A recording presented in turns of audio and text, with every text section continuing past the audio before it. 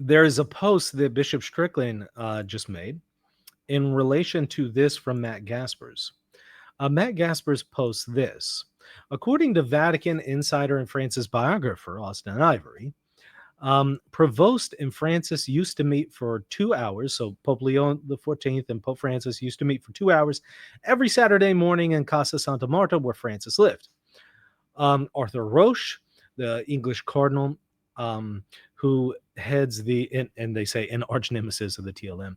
Odd, because I actually think that he celebrates privately the Latin Mass every day, daily. He's Cardinal Roche. There's an interview where he celebrates the Latin Mass daily, privately. But they say he's an arch nemesis of the Latin Mass.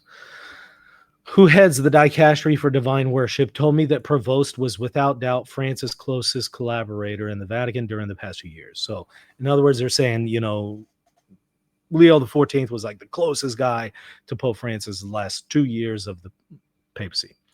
Pope Leo has made clear that he will continue to build the synodal church of which Francis dreamed, while likely reformulating some of the themes of Francis's pontificate in more Augustinian terms. I mean, I already told y'all he was going to do that before he was even elected. I just told y'all whoever is elected, they're going to continue Vatican II. They're going to continue Pope Francis's legacy. I've said that to y'all. And I also said there would be people questioning his papacy, and there already are, as I've shown to y'all over the last few days. Everything I've said coming true. Okay. So in reaction to this post, in reaction to that, we have a comment from Bishop Strickland, which I found interesting because, again, as we saw from Dr. Edmund Mazza yesterday, who doesn't believe that Leo is the Pope, Mazza was using Bishop Strickland's article from February saying that the cardinals are likely going to elect somebody who will not be the Pope because they're going to elect a heretic. And he argues that a heretic or even someone suspected of heresy can't be made Pope. So Strickland was sounding the alarms in February. And I told y'all at that time in February, get ready. It looks like these guys are going to reject whoever's elected. And if they don't do it immediately, I think, at the very least, they'll do it over a period of time. But my hunch was they would do it immediately. A few of them have, but the majority of them haven't. They have this delayed effect because they flipped it around and had tried to present Leo as a traditionalist. But that narrative is starting to fade away. So we saw from Edmund Mazza, he was quoting Bishop Strickland to say, see, Provost or Leo XIV is not the Pope. And I thought that's got to be interesting for Strickland to see that his own material is being used to claim that Leo XIV isn't the Pope. I wonder, is Bishop Strickland going to come out and say that Leo isn't the Pope? His own material is being used for that. Is he going to come out and correct that? Or is he going to come out and say, you know what, you're right? So I thought that's going to be interesting to see what Strickland and his followers say. So far, we don't have a clear answer on that one way or another. He hasn't come out and said, well, here's how you guys are wrong for using my material to say Leo isn't the Pope. He hasn't also come out and said Leo is not the Pope. He hasn't done either. So he hasn't been very clear on that. But he does call Pope Leo, and he says this is not good news. So he's starting to show some concerns about Pope Leo. Now, as soon as Pope Leo was elected, he was being interviewed by Glenn Beck, and he said, oh, this isn't good. This is the guy who removed me from ministry, right? This is a guy who's made a lot of decisions and appointments I don't agree with, McElroy and stuff like that. So, he was kind of concerned on day one, but y'all remember day two, they flipped the narrative. And all their concerns faded away, and they didn't explain sufficiently why. And they then started pretending he's a traditionalist. But that, again, is starting to fade away, and they're starting to go back to their original habits of being concerned and critical. Here, Bishop Strickland says this is not good news, that Pope Leo and Pope Francis were really close together. Okay. He says, we pray that Pope Leo realizes that the faithful do not need a whitewashed papacy garbed in traditional vestments.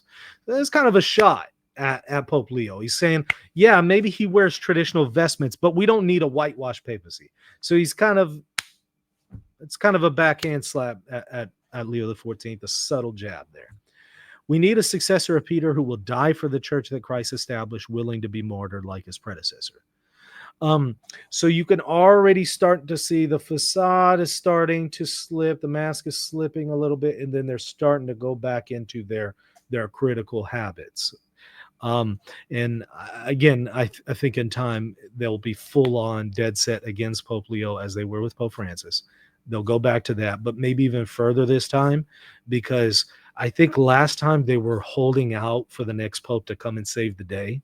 And when that doesn't happen, they're going to crash out so hard that they're going to feel like, I can't wait another 10 to 20 years. I got to go back to the drawing board. And then they're going to start looking for other options outside of Catholicism. Okay, so there is that going on that I wanted to show to you. There's also a few other things here. Another one from Matt Gaspers. This one was just shared on Twitter from Big Modernism's account. We are not bound to daily outrage, but we are bound to speak when error is crowned. And the faithful, especially priests, deserve clarity, not candlelight confusion. Leo XIV has retained the machinery of revolution. He has canonized its chief architect. I guess he means Pope Francis, because he said like 4 different times Pope Francis is in heaven. Technically not a canonization, but I think he's kind of exaggerating. He has done nothing to reverse the Latin Mass crackdown, and much to reinforce the modernist infrastructure. To say we are better off than under Francis may be true tactically, but truth is not tactical, it's doctrinal. And what Leo has confirmed, a bishop, a dicastery secretary, a non-Catholic saint, ecumenism, synodality, all of the stuff that I've pointed out to y'all in the last 2 weeks. Maybe they actually are watching my shows and seeing that I'm pointing out, hey guys, this is a little bit contrary to your narrative, FYI. Maybe they're paying attention. It's all enough to warrant every ounce of scrutiny we once directed at Francis. So he's saying, let's be consistent here. If we criticize Pope Francis for X, Y, and Z, then when Leo does X, Y, and Z, we need to criticize that. Now, I've pointed that out, but for a very different reason, just to say you guys are completely flip-flopping and being inconsistent. Now, my suggestion is go back to the drawing board and rethink your assumptions here. You say this is a revolution, you say all this is and this and that, but maybe rethink some of your assumptions there. But since they're not going to rethink their assumptions, okay, well, at least be consistent with yourself, right? I mean, it's kind of weird not to. It's somewhat dishonest and disingenuous not to. Okay, so he's pointing that out, right? And so others are starting to point this out and say, hey, guys, we're being inconsistent here, and saying, rather than maybe we need to rethink our criticisms of Pope Francis and Vatican II, instead they're saying, no, we don't need to rethink that. We just need to apply it to Pope Leo.